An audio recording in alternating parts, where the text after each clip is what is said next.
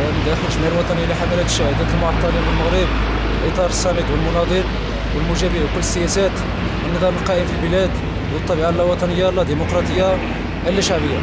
واكيد تحيه يتمثلنا الموقع نضيفنا خلي الاتفاقيات ديال التنسيق الاقليمي من اجل المواكبه المعركه يا تسطان تحت شعار ردا على سياسه التهميش واقصاء ابناء المنطقه. معركتنا مفتوحه حتى تنفيذ كل وعود.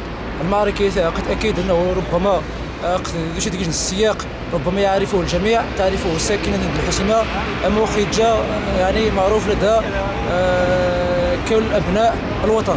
واكيد انه المعركه قد تزيد بعد منح الولايه جهه تازن الحسيمه تونات مجموعه من الوعود لتشغيل ابناء الجمعيه الوطنيه.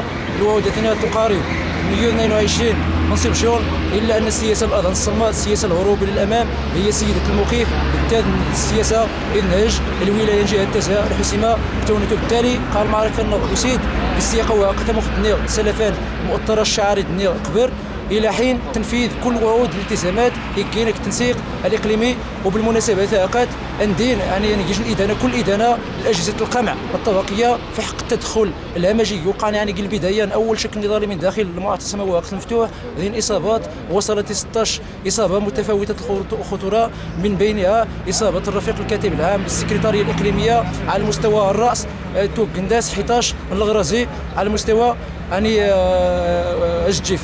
وبالتالي نستنكر التعامل واقف يجديش التعامل البعيد من طرف السلطه الاقليميه السلطه المحليه المحاوله على المستوى الاقليمي. وبالتالي ما علينا الا ان الماضي قدما المعركه الاقليميه المفتوحه كل الاحتمالات حتى تنفيذ كل وعود والالتزامات العالقه. ونلقى انه نهار ماردين 16 اصابه للشغادير ندميه الاصابات الى حين تحقيق كل الالتزامات، لان المقاربه يلقى مع السنيت ماشي جديد خانه نغير الشهيد كمال الحساني يقال الاصابه الرفيق قتيبه العبوتي حاليا على الذروخ ذيك الساعه مستديمه على مستوى الرجلينس. وبالتالي لن نتفاجأ المقاربه يتعاقد هنا التدخل يقال النهار صباحا في حق المعطلين والمعطلات يطالبون بحق دستوري وحق مطلب ديمقراطي اللي هو الحق الانساني كيولوج واسلاك الوظيفه العموميه. وتحيه نضاليه.